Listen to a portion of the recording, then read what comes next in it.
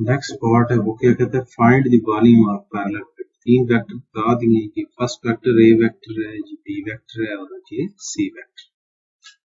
तो volume of parallel पिट का क्या फार्मूला होता है, स्केलर ट्रिपल प्रोडक्ट आपने से पहले ए डॉट बी क्रॉस सी।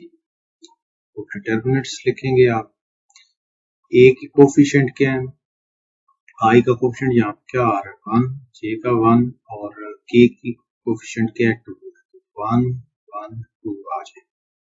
और बी के कोफिशिएंट लिखेंगे 2 1 -1, ये सेकंड रो में लिखेंगे। थर्ड रो में यहाँ पे देखें आई का कोफिशिएंट 1 है, जे नहीं है तो उसका 0 लिखेंगे और के का कोफिशिएंट 1 लिखेंगे।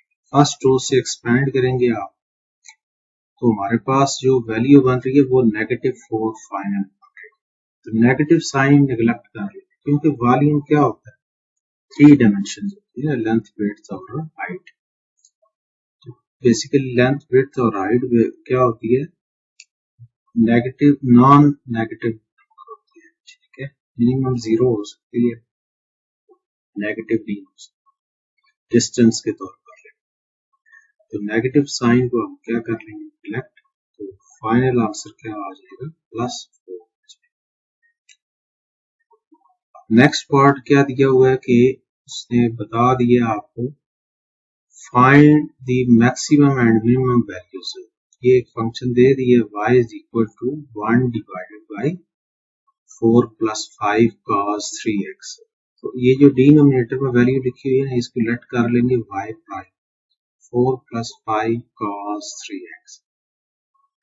अब यहां से आपके पास a की वैल्यू क्या बन जाएगी, 4 बन जाएगी, b की वैल्यू क्या बन जाएगी 5।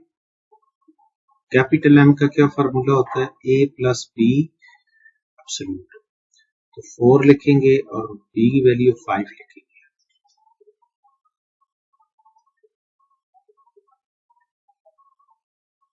तो 4 + 5 ऐड होके क्या आ जाएगा 9, 9 क्या है पॉजिटिव वैल्यू। इसी तरह a - b है और एब्सोल्यूट आ जाएगा 4 - 5 -1, ये नेगेटिव है। m की वैल्यू पॉजिटिव है और कैपिटल M की, स्मॉल m की वैल्यू क्या है नेगेटिव। जब ये दोनों डिफरेंट हो ना तो आपने सेम रखने होते, capital M prime 1 divided by capital M।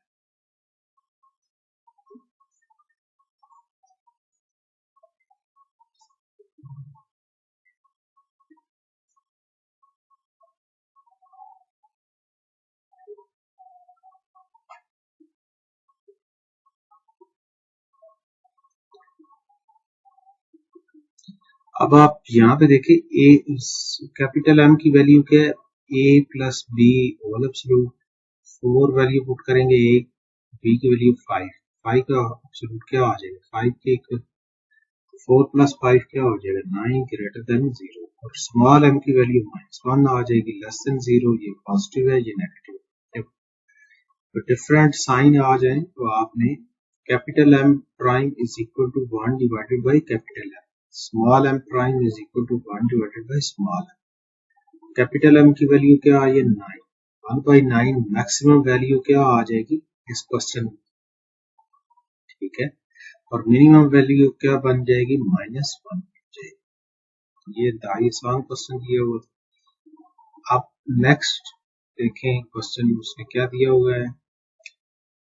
वो कहता है कि आपने ये चेक करना है कि x + 2 जो है वो इस पोलिनोमियल का फैक्टर है या नहीं है। सबसे पहले ये पोलिनोमियल लिखेंगे आप, इसको इक्वेशन नंबर 1 का नाम दे देंगे। अब इसको चेक करना है तो x + 2 is equal to 0 put कर लेना। x की वैल्यू क्या आ जाएगी -2, आप इधर पुट कर देंगे, ठीक है।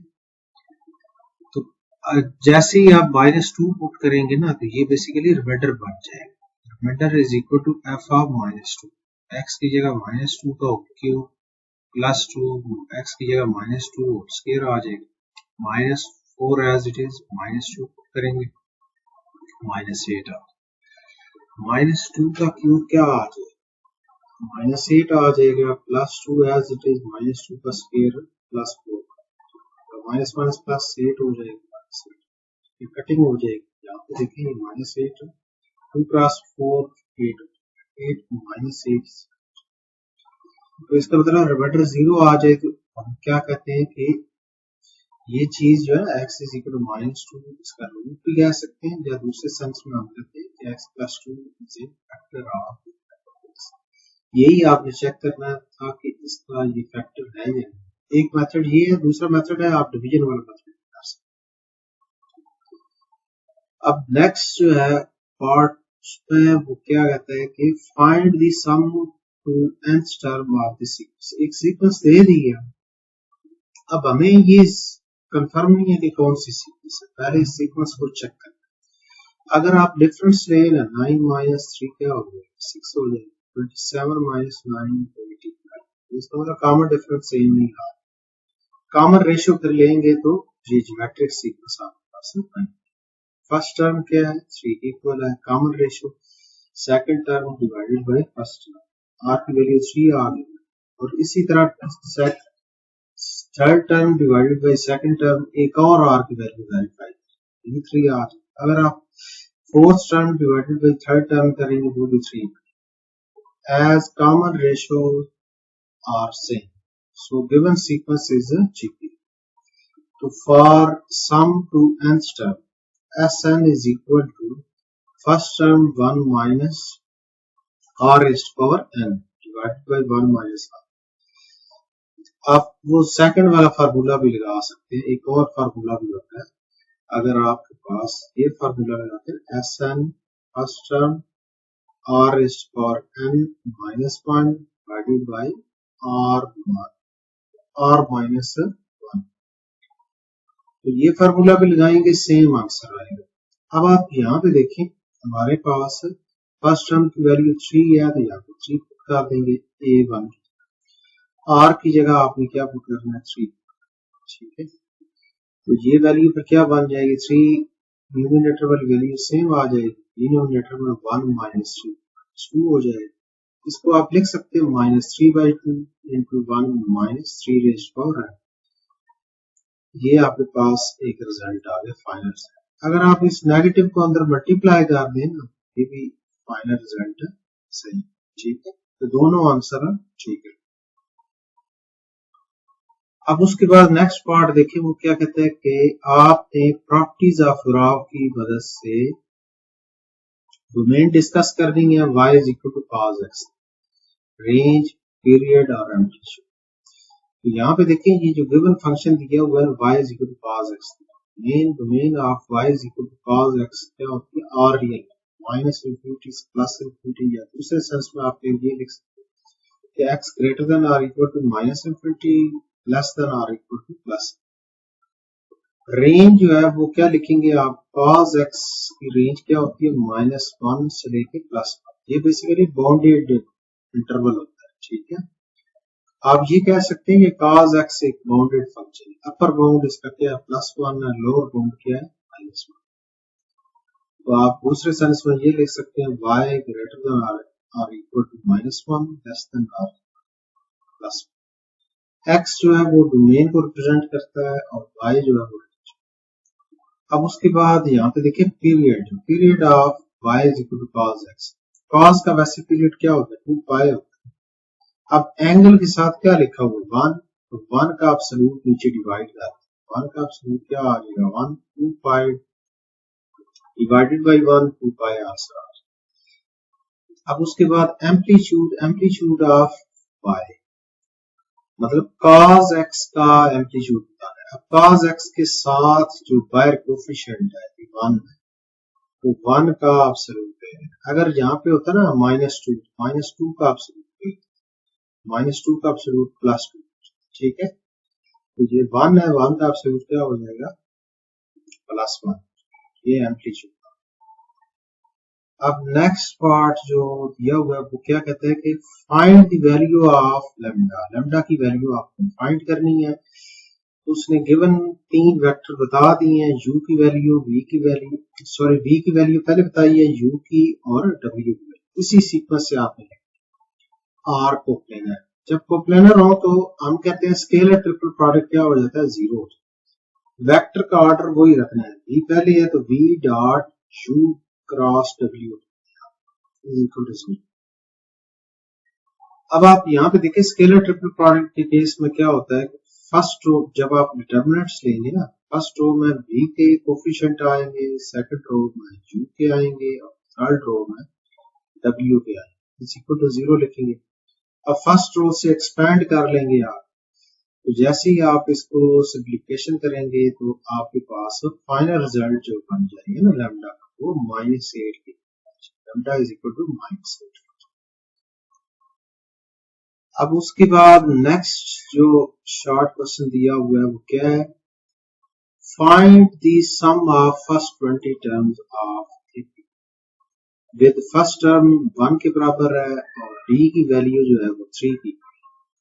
आपने फाइंड करना है sum of first 20 terms arithmetic sequence के मुताबिक। एन की वैल्यू 20 है, क्योंकि 20 टर्म्स तक फाइंड करना, एन इज इक्वल 20 हो जाएगा।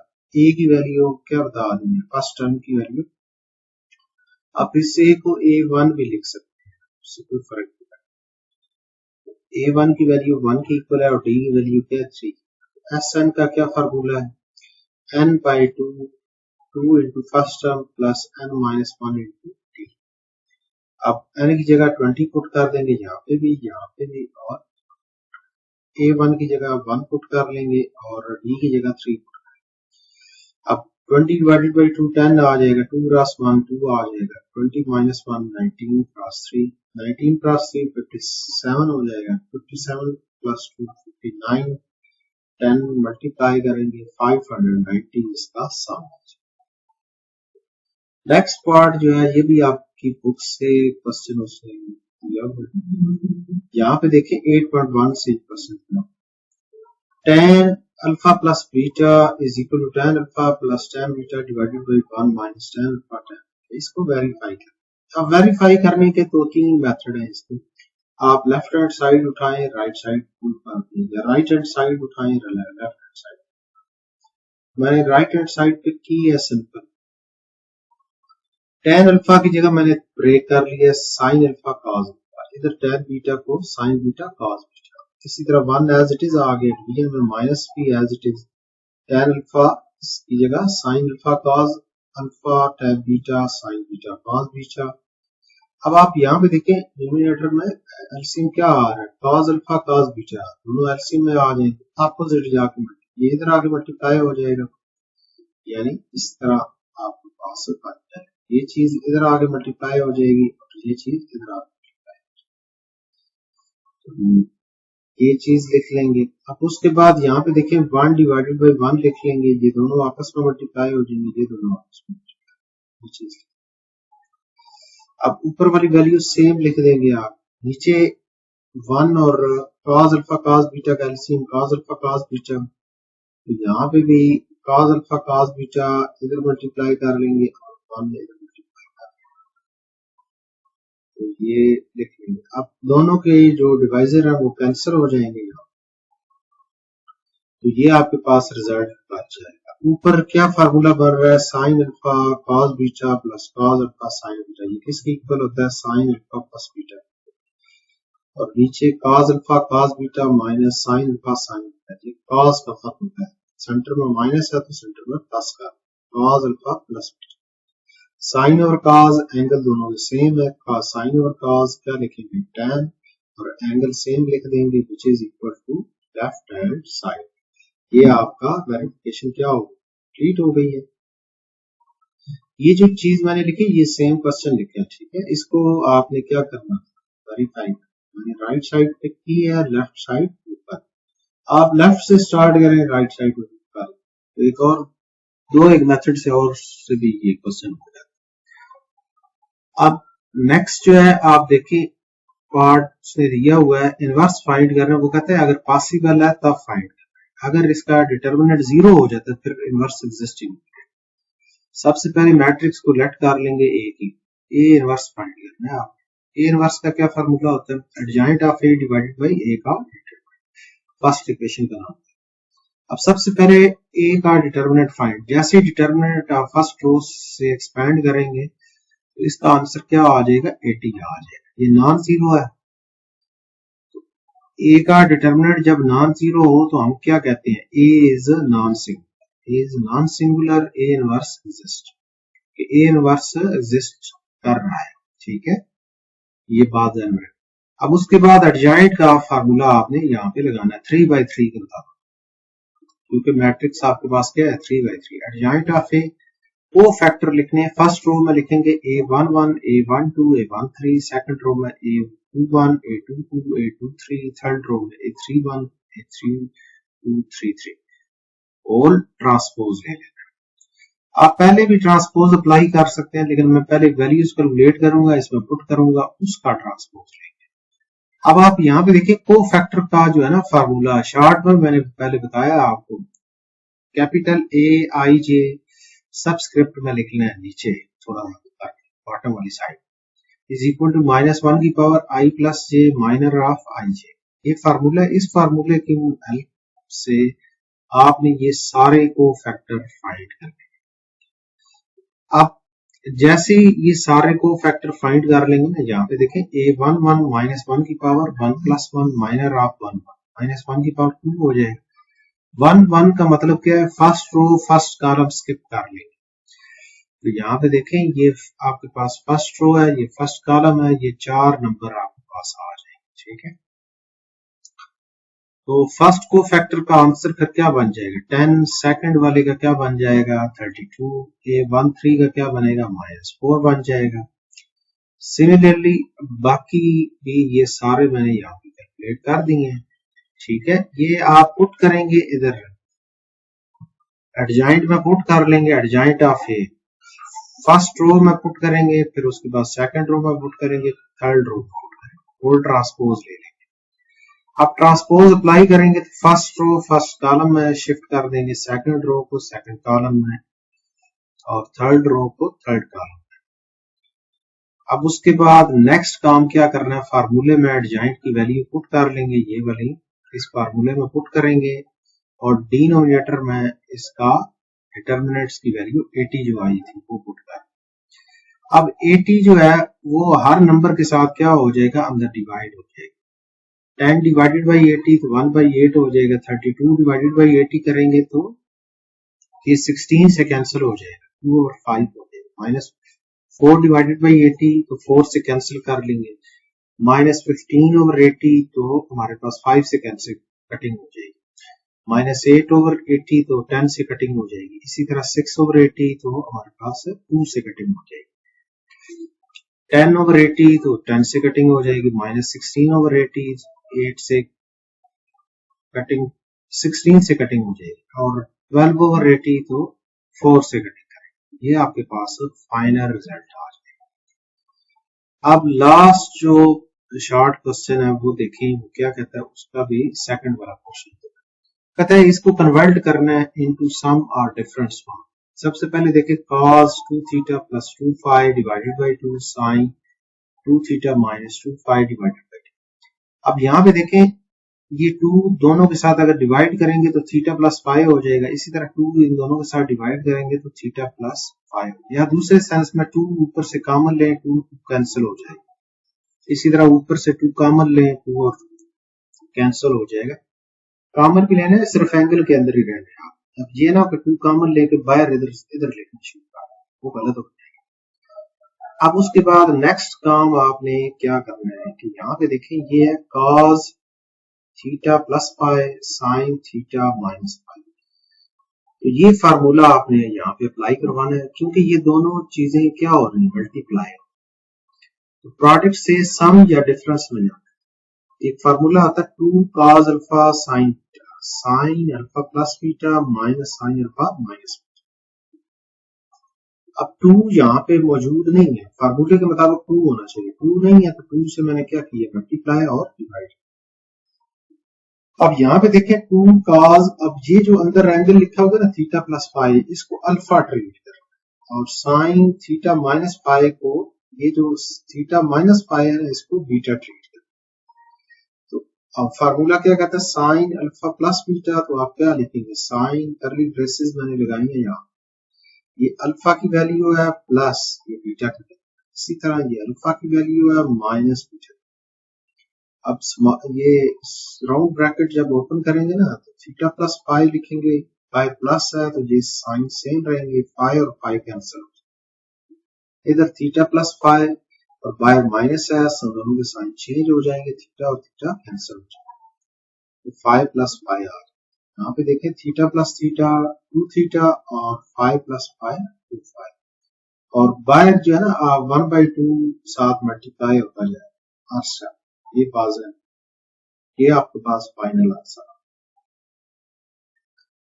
अब नेक्स्ट सेक्शन सी का जो लॉन्ग क्वेश्चन है, first long question, question number 3 है, वो क्या कहता है कि recognize the sequence as arithmetic और GP geometric and find the sequence, find the general term of the sequence. ये एक सीक्वेंस दे दी है, गिवन सीक्वेंस आप लिखेंगे 4, 2, 1, 1/, अप टू सो ऑन। अब वो कहता है पहले तो आपने चेक करनी, रिकॉग्नाइज करनी है कि ये सीक्वेंस अरिथमेटिक है ज्योमेट्रिक है। यहाँ पे देखिए फर्स्ट टर्म क्या है 4 है, सेकंड टर्म क्या है 2 है, थर्ड टर्म 1 है, फोर्थ टर्म क्या है 1 है। कॉमन डिफरेंस लें आप, second term minus first term, तो हमारे पास क्या आ जाएगा 2 - 4 -2 आ जाएगा। और एक और कॉमन डिफरेंस लें, third term minus second term, तो ये इसका आंसर क्या आ जाएगा -1। Common difference are not same, common difference same नहीं है तो गिवन सीक्वेंस इज नॉट। अब उसके बाद नेक्स्ट काम क्या करना है, कॉमन रेशियो फाइंड, आर की वैल्यू फाइंड करेंगे, second term divided by first, 2 divided by 4 1/2। अब एक और आर फाइंड करेंगे, third term divided by second term 1/2, इसका भी आंसर आ गया। एक और फाइंड करेंगे, fourth term divided by third, 1/2 divided by 1 1/2 answer आ गया। कॉमन रेशियो क्या हो रही है, सेम है, इसका मतलब है गिवन सीक्वेंस क्या होगी आपके पास जीपी पर, ज्योमेट्रिक सीक्वेंस पर, ठीक है। तो इसकी जनरल टर्म्स का फार्मूला फिर आपने क्या लगाना था, यहाँ पे an is equal to first term r is power n minus 1, a1 की वैल्यू क्या है 4 है, r की वैल्यू 1/2 है, होल पावर n माइनस 1 है, 4 को लिखेंगे 2 की पावर 2, और 1/2 को आप जब फ्लिप करेंगे ना, अब मतलब यहाँ पे ये भी बात है रखें, अगर मैं फ्लिपिंग करूंगा पावर का साइन चेंज हो जाएगा, ठीक है। या दूसरे सेंस में आप ये कह सकते हैं 2 ऊपर जाएगा, 2 की पावर -1 हो जाएगी, वो -1 पावर दोनों के साथ मल्टीप्लाई होगी तो -n+1, ठीक है। अब दोनों नंबर क्या हो रहे हैं, मल्टीप्लाई बेसिस से पावर ऐड कर देंगे, 2 -n+1, ये फाइनल आंसर 2 + 1 ऐड हो गए 3 -n, 2 की पावर 3 -n, ठीक है। और ये जनरल टर्म आपके पास फाइंड हो गई है। अब उसके बाद आपने बी पार्ट के अंदर वो कहता है कि सम फाइंड करना है nth टर्म का, तो आप ये वाला जो फार्मूला है ना जीपी के मुताबिक, Sn is equal to first term into 1 minus r is power divided by 1 minus r। इसमें फर्स्ट टर्म की जगह 4 पुट करेंगे और r की जगह क्या पुट करेंगे 1/, और n सेम रहेगा, ठीक है, क्योंकि nth टर्म तक लेके जाना है। तो अब आप यहाँ पे देखें हमारे पास फिर क्या वैल्यू आ जाएगी, 4 एज इट इज आ जाएगा, 1 - 1/2 होल पावर, आप क्या लिखेंगे 1 - 1 की पावर n 1 हो जाएगा, 2 की पावर n डिवाइडेड बाई 1 - 1/2, मतलब 1 माइनस हाफ करेंगे तो क्या हो जाएगा, हाफ वैल्यू रह जाएगी 1/2 रह। अब ये 2 ऊपर 4 के साथ क्या हो जाएगा मल्टीप्लाई, तो ये आपके पास इसका रिजल्ट आ। आप इसका सी पार्ट देखें, आप वो कहते हैं कि सम अप टू इन्फिनिटी। तो अब आपने जीपी के मुताबिक जो है ना इनफाइनाइट टर्म्स का जो सम फाइंड किया जाता है, S infinity is equal to first term divided by 1 minus r. First term की वैल्यू 4 है, r की वैल्यू 1/2, 1 - 1/2 1/2 हो जाएगा, 2 ऊपर जाके 4 के साथ मल्टीप्लाई हो जाएगा। अब कैंसिल नहीं करना, यहाँ ये गलती नहीं करनी, तो 2 × 4 आंसर क्या आ जाएगा 8, फाइनल आंसर इसका क्या बन गया 8 बन गया सी। अब नेक्स्ट पार्ट देखें आप, उसमें वो क्या कहता है कि क्वेश्चन नंबर 3 में वो क्या कहते हैं कि एक committee of 5 members is to be selected from a group of 8 men and 6 women In how many ways can committee be formed if it must include at least 2 women? अब men कितने हैं 8 हैं, वुमेन्स कितनी हैं 6 हैं। Member in committees आपने एक committee जो बनानी है उसके अंदर मेंबर कितने होने चाहिए 5 लाजमी होने चाहिए, ठीक है। अब कंडीशन जो उसने बताई हुई है ना कि जो भी कमेटी बनानी है ना उस कमेटी के अंदर एटलीस्ट 2 वुमेन्स लाजमी इंक्लूड करनी, मतलब शामिल होनी चाहिए। तो अब कंडीशन वुमेन के हिसाब से आपने देखनी है ना। आप फर्स्ट कॉलम में वुमेन, सेकंड कॉलम में मैन और थर्ड कॉलम में लिखेंगे number of ways for committees, कि कितनी कमेटीज बन सकती। जब भी एटलीस्ट का लफ्ज आएगा ना तो इसका मतलब है कि कम से कम, वो कहते हैं कि कम से कम 2 वुमेन्स हर कमेटी के अंदर होनी चाहिए और ज्यादा से ज्यादा कमेटीज के अंदर टोटल मेंबर कितने होने चाहिए 5 होने हैं। तो इसका मतलब ज्यादा से ज्यादा 5 वुमेन्स भी हो सकती है, ठीक है। तो यहाँ पे देखिए जब वुमेन आप 2 शामिल करेंगे तो मैन आपके कितने हो जाएंगे 3 हो जाएंगे, टोटल 5 करने हैं कमेटी के अंदर। 2 + 3 क्या हो जाता है 5।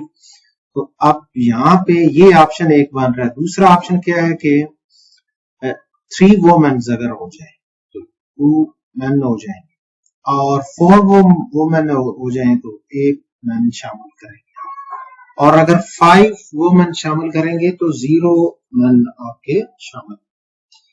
तो अब ये ऑप्शन जो है ना, इन ऑप्शन को यूज करके आपने यहाँ पे कैलकुलेशन करनी है। अब टोटल वुमेन कितनी है 6, तो यहाँ पे देखें आप 2 वुमेन ले रहे हैं ना, तो 6C2 क्रॉस मैन कितने हैं 8 है, 8C3 लिख लें। अब 6C2 का आंसर कैलकुलेटर से 15 आ जाएगा, 8C3 का 56, दोनों को मल्टीप्लाई करेंगे 840 आ। इसी तरह 6C3 लिख लेंगे और 8C2 लिख लेंगे, मल्टीप्लाई कर लेंगे और इसका रिजल्ट ये बन जाएगा 560 आ। और इसी तरह 6C4 और 8C1 दोनों मल्टीप्लाई करेंगे 15 क्रॉस 8 120 आंसर आ जाएगा। 6C5 क्रॉस 8C0 हो जाए तो 6 क्रॉस 1 6 आंसर। अब ये गलती नहीं करनी 6 वुमेन शामिल करनी, क्योंकि कमेटी के अंदर टोटल 5 ही आपने मेंबर उठा, कमेटी के अंदर जो भी कमेटी बनानी वुमेन वैसे कितनी है 6 है ना, तो आपने 6 वाला ऑप्शन यहाँ पे नहीं ले, ये बात ध्यान रखें। तो लास्ट पे फिर क्या लिखेंगे आप total number of ways for committee, कि कितनी कमेटीज बन सकती। तो इन सबको आप ऐड कर लेंगे, ये जो आंसर है सबको ऐड करेंगे तो 1526 कमेटीज बन सकती हैं, जिनमें कम से कम 2 वुमेन शामिल, 2 भी हो सकती हैं, 3 भी हो सकती हैं, 4 भी हो सकती हैं, 5 भी हो सकती हैं, ठीक है।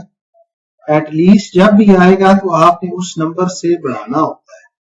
2 है तो 2 3 4 5, जितनी कमेटी के अंदर अगर 5 मेंबर करने तो 5 करने।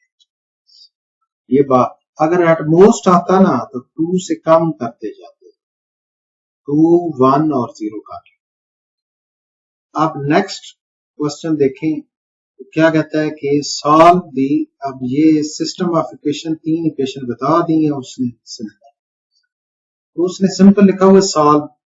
अब यहां से जो मर्जी मेथड लगाएं, आप क्रैमर रूल से सॉल्व कर रहे हैं, मैट्रिक्स इन्वर्जन मेथड लगाएं, गॉस एलिमिनेशन मेथड लगाएं, गॉस जॉर्डन मेथड लगाएं, तो आपके पास ओपन चॉइस, ठीक है। तो अब आप आसान मेथड जो है ना क्रैमर रूल है, तो आप क्रैमर रूल की मदद से इसको सॉल्व। तो सबसे पहले ए मैट्रिक्स बनाएंगे, वेरिएबल्स के जितने भी कोफिशिएंट है, फर्स्ट कॉलम में एक्स के कोफिशिएंट लिखेंगे, सेकंड कॉलम में वाई के कोफिशिएंट, थर्ड कॉलम में जेड के कोफिशिएंट। अब A1 जो है फर्स्ट कॉलम को की जगह, मतलब इसको फर्स्ट कॉलम को रिप्लेस करेंगे इन कांस्टेंट के साथ, second column third column same रहेगा। सेकंड मैट्रिक्स एक और बनाएंगे, फर्स्ट कॉलम और थर्ड कॉलम सेम रहेगा, सेकंड कॉलम की जगह आपने कांस्टेंट को क्या करना प्लेस। और A3 कैसे बनाएंगे, फर्स्ट 2 कॉलम आपके सेम रहेंगे, ये ठीक है। थर्ड कॉलम की जगह आपने कांस्टेंट को रिप्लेस कर। अब उसके बाद सबसे पहले ये जो ए मैट्रिक्स है इसका डिटर्मिनेंट फाइंड करना। इसका डिटर्मिनेंट फर्स्ट रो से एक्सपैंड करेंगे तो इसका डिटर्मिनेंट क्या आ जाएगा, 12 आ जाएगा। ये नॉन जीरो होना चाहिए। अगर डिटर्मिनेंट ए का जीरो आ जाता तो हम कहते हैं कि सोल्यूशन पॉसिबल है नहीं। ठीक है, तो अब आप यहाँ पे देखें ए का डिटर्मिनेंट नॉन जीरो है, A is non singular, solution exist कर रहा है। जब सोल्यूशन एग्जिस्ट कर रहा है तो बाकी ये जो तीन मैट्रिक्स और बनाई है एट की, इन तीनों के डिटर्मिनेंट्स फाइंड। अब यहाँ पे देखें A1 का डिटर्मिनेंट्स जब फाइंड करेंगे 12 बनेगा, A2 का डिटर्मिनेंट्स फाइंड करेंगे तो 8 बन जाएगा, और इसी तरह A3 का डिटर्मिनेंट्स फाइंड करेंगे तो वो आपके पास 20 बन जाएगा। ये सिंपल मेथड से आपने करना है। 3/3 डिटर्मिनेंट्स फर्स्ट रो से एक्सपैंड कर लें तो इन तीनों के आंसर आ जाए। अब उसके बाद क्रैमर रूल के मुताबिक जो है ना, जो फर्स्ट वेरिएबल होता है ना, अब यहाँ पे फर्स्ट वेरिएबल x दिया हुआ था तो x is equal to A1 का डिटर्मिनेंट्स डिवाइडेड बाय A का determinants. x is equal to 12 divided by 12, 12 और 12 का कटिंग हो जाएंगे तो 1 आंसर। तो सेकंड जो आपके पास दिया हुआ है वेरिएबल वो y दिया हुआ, तो फाइंड करना है आप y इज इक्वल टू, क्योंकि यहाँ पे देखें ना हर इक्वेशन में जो भी इक्वेशन है उसमें तीन वेरिएबल है ना, एक x है, दूसरा y है, फिर z है। ये देखिए x y z, टेक्निकली आपने x y z की वैल्यू फाइंड, सॉल्व का मतलब ये, तो मेथड कोई भी लगा लें आप।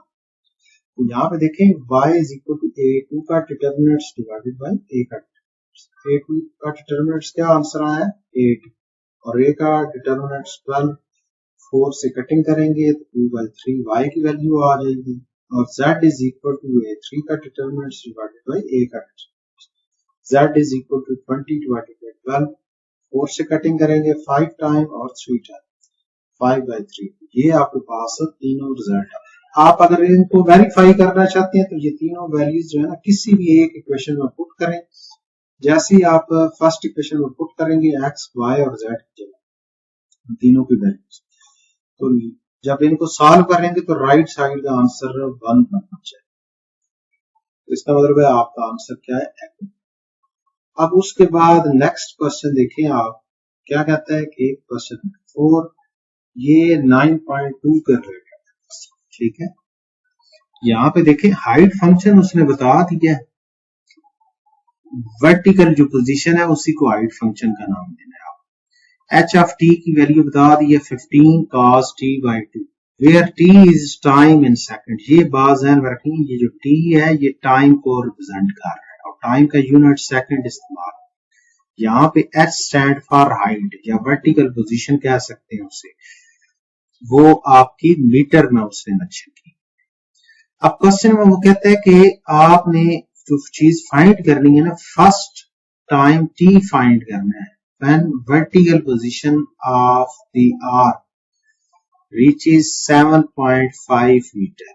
ये बेसिकली एक रोबोटिक प्रोजेक्ट है। ठीक है, अब एक रोबोट की जो होती है आर्म्स होती हैं, जो बाजू होते हैं, वो कहते हैं मैकेनिकल आर्म्स है। ठीक है, उनकी वर्टिकल पोजीशन का जो फंक्शन है ना, जो मतलब वर्टिकल जो हाइट है, वो हाइट फंक्शन उसने बता दिया था।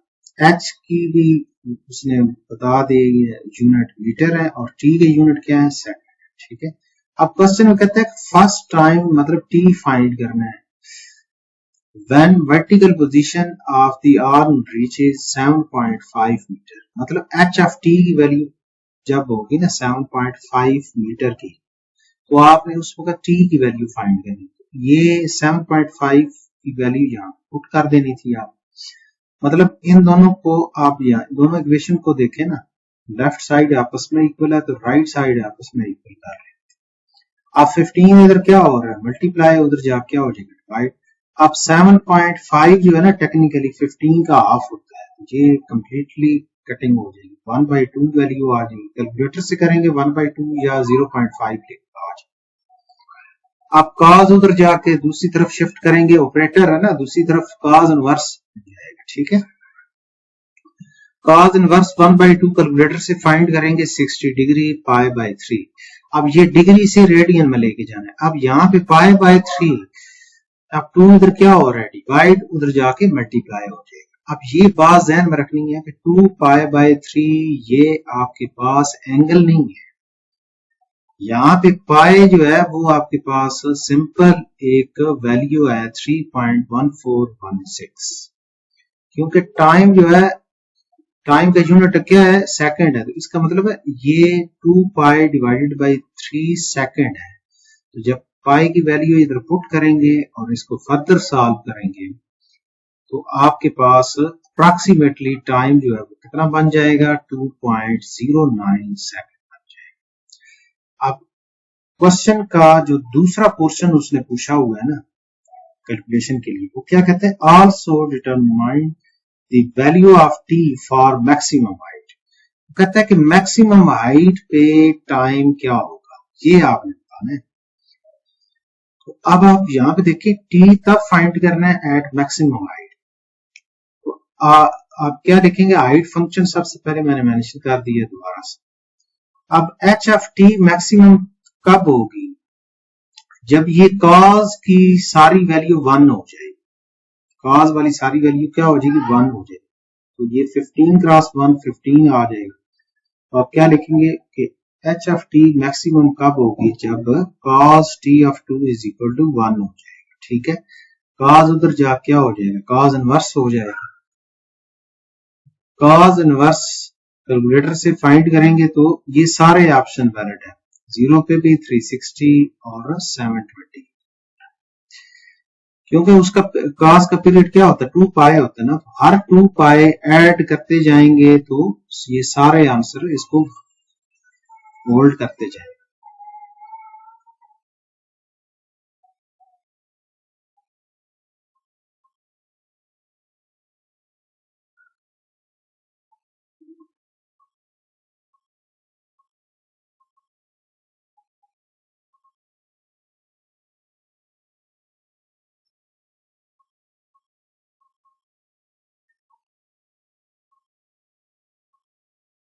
अब आप यहाँ पे देखें 2 पाई आपने सिंपल ऐड करते हैं, 2 पाई इसमें ऐड करेंगे, 6 पाई 8 पाई 10 पाई, वो सारे आंसर आते हैं। अब यहाँ पे लेफ्ट साइड पे t बाई 2 है ना, 2 इधर क्या हो रहा है, डिवाइड, इधर आके हर किसी के साथ मल्टीप्लाई कर लेना, तो ये सारे आंसर पॉसिबल है। ये जो फर्स्ट आंसर है ना आपके पास, जब t की वैल्यू 0 होगी, जब t की वैल्यू 0 होगी तो एट इनिशियल पोजीशन कि जैसे ही वो आर्म जो है ना हाइट से नीचे की तरफ शिफ्ट हो, मूव करे, ठीक है, तो टाइम आपके पास उस वक्त क्या होगा, 0 सेकंड होगा। तो लेकिन अगर आप सारे लिखना चाहते हैं ना टाइम, तो आप सारे मेंशन करते हैं, time for maximum height t is equal to 0 second, 4 pi second, 8 pi, इधर लिखना है, जस्ट मैंने 8 लिख दिया, ये मिस्टेक है, आपने इसको रेज कर सकते, रेज करके आप लिखें 8 पाई सेकंड, और नेक्स्ट क्या होगा 10 पाई। अब सॉरी यहाँ पे जो है ना गैप, फिर जब 2 मल्टीप्लाई होगा ना, 2 इधर क्या हो रहा है, डिवाइड, इधर आके मल्टीप्लाई होगा ना, तो गैप फिर 4 पाई का बन रहा है, ठीक है। तो आफ्टर 4 पाई जो है ना आपके पास हाइट दोबारा मैक्सिमम को अप्रोच करना शुरू हो जाएगी, ठीक है। जैसे जैसे 4 पाई गुजरता जाएगा, 4 पाई सेकंड टाइम गुजरता जाएगा, तो हाइट दोबारा आपको मैक्सिमम हाइट अटेन होना शुरू हो जाएगी। अब नेक्स्ट पार्ट देखिए, क्वेश्चन नंबर 5, उसमें वो क्या कहता है कि find the middle terms in the expansion, ये एक्सपेंशन बता दिया, आल्सो फाइंड 9th टर्म, तो ये एक्सपेंशन उसने बताई हुई है। यहाँ पे देखेंगे a की वैल्यू क्या बन गया है, 3x स्क्वायर, ये सेकंड वाली वैल्यू विद साइन b के बराबर है, पावर n के बराबर है, n की वैल्यू क्या है, इवन है, only one middle term exist, सिर्फ एक मिडिल टर्म एग्जिस्ट करेगी, तो उसका r फाइंड करने का फिर मेथड क्या है, r+1 is equal to n+2 divided by 2, n की वैल्यू 10 पुट करेंगे, 10 plus 2 12, 12 divided by 2 6, r plus 1 is equal to 6, 1 इधर आके माइनस हो जाएगा, r की वैल्यू 5 हो जाएगी। अब उसके बाद फार्मूला फॉर टर्म्स कोई भी टर्म फाइंड करनी हो उसका फार्मूला लगाएंगे, T R plus 1 N C R A raised power n minus R B raised power R. अब ये जो एन सी आर मैंने लिखा है ना, अब आपकी बुक में हो सकता है कि इस तरह भी लिखा हो एन आर, इस तरह दो ब्रैकेट्स लगी हुई, इसका मतलब एन सी आर। तो आप ये वाला लिख लें या ये लिख लें, एक ही बात है, ठीक है।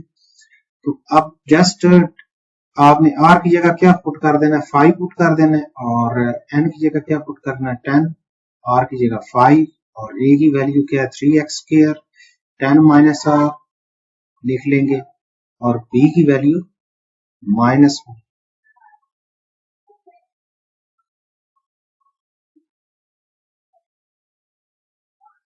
माइनस वन बाई 2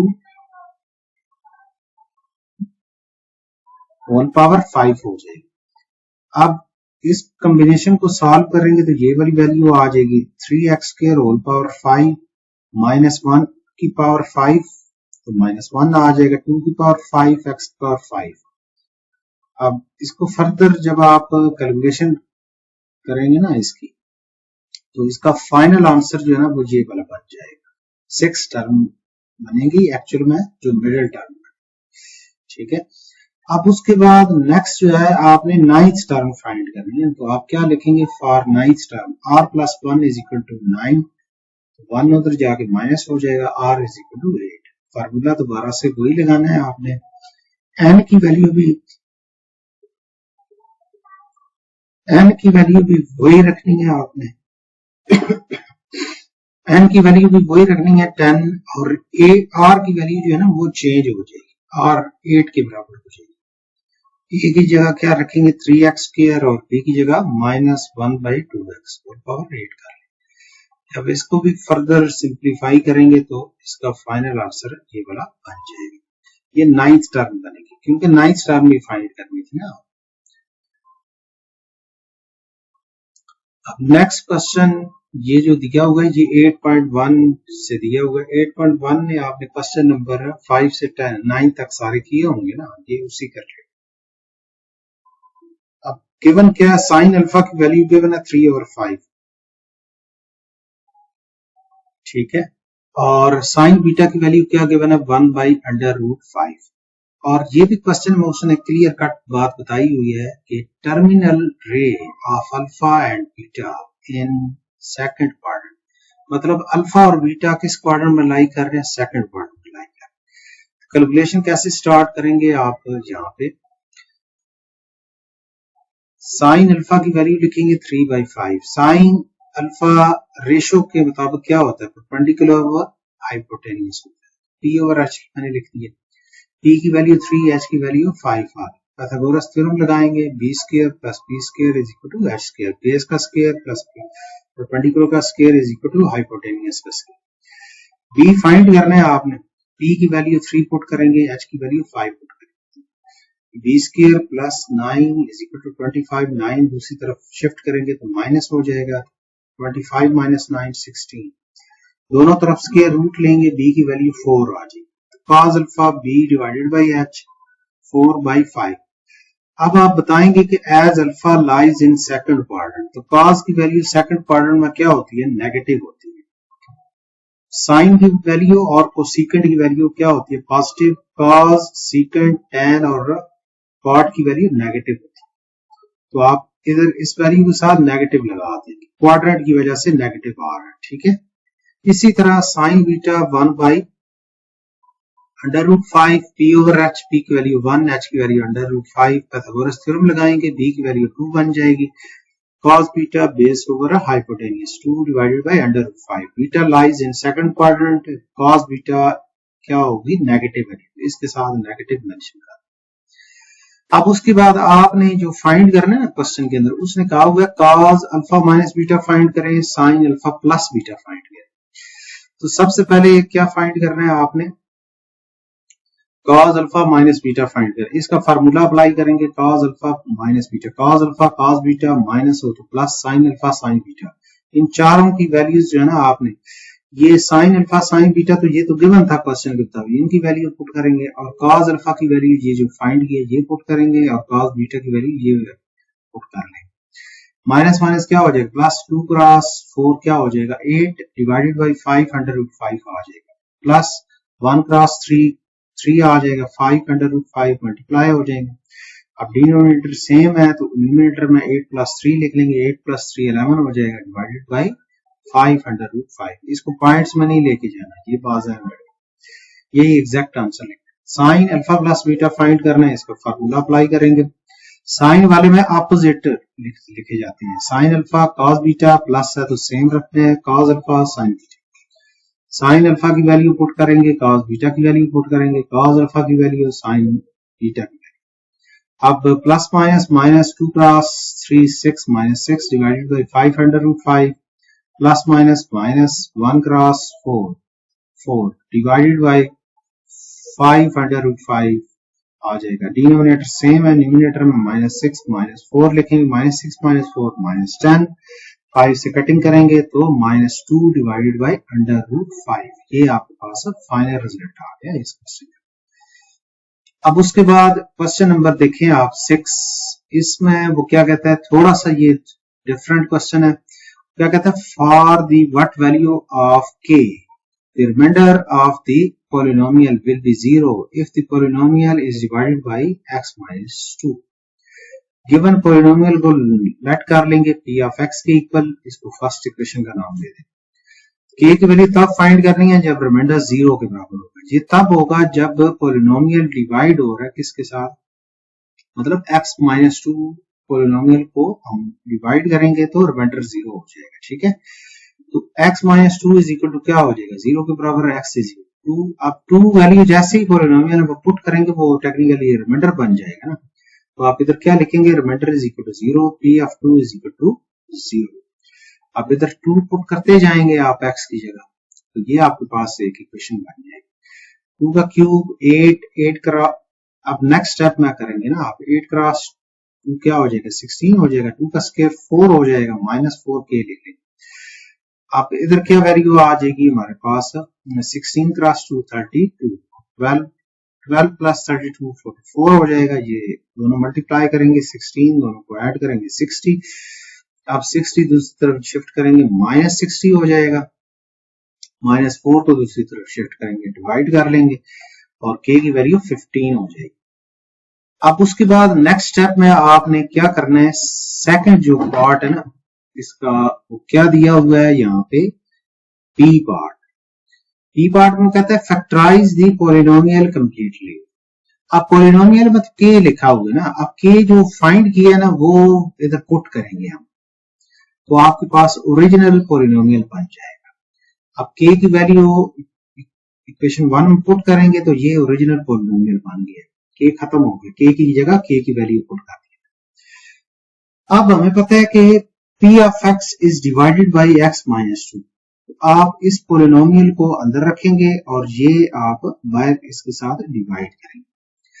जैसे ही आप डिवीजन करेंगे, अदरवाइज आप सिंथेटिक डिवीजन से भी कर सकते हैं, वो भी बेहतर, ठीक है।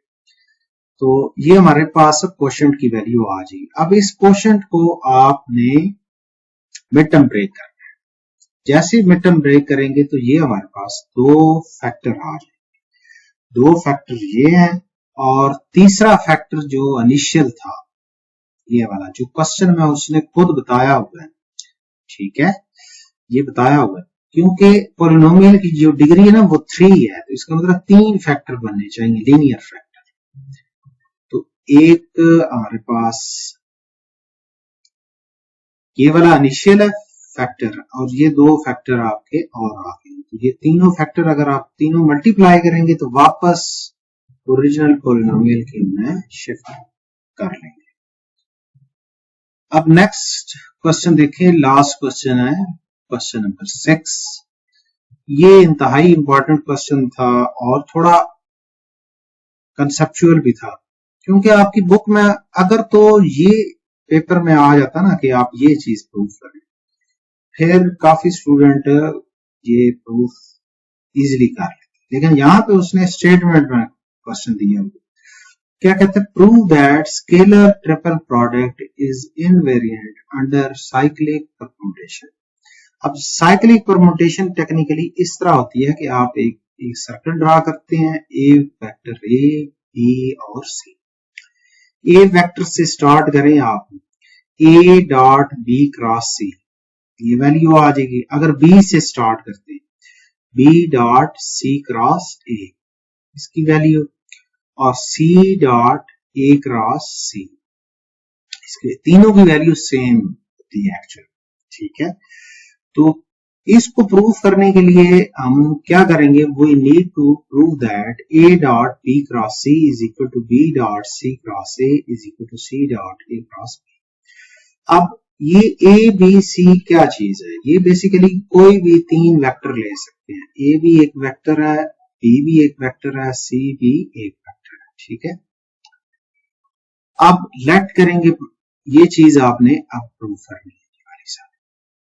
अब इस प्रूफ के लिए जो है ना, आप लेट करेंगे ए वेक्टर प्रॉपर 3D में लेट करेंगे, A1 I unit vector plus A2 J unit vector plus A3 K unit vector, B vector B1 I unit vector plus B2 J plus B3 K।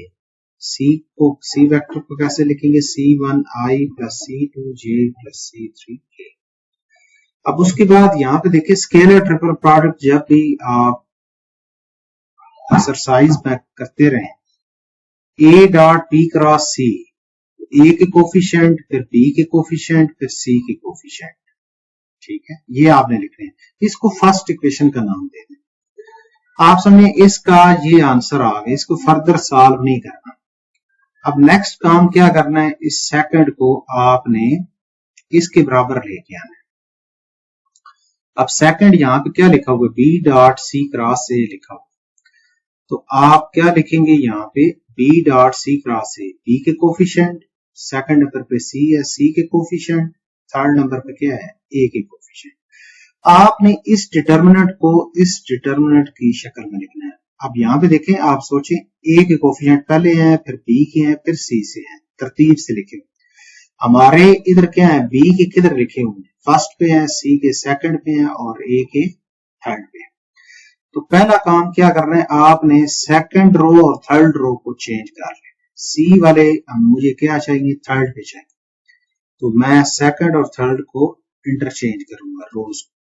तो determinants की property होती है कि जब कोई सी दो रोज आपस में एक्सचेंज करते हैं या इंटरचेंज करते हैं, तो बाय डिटर्मिनेंट्स के माइनस लगाने।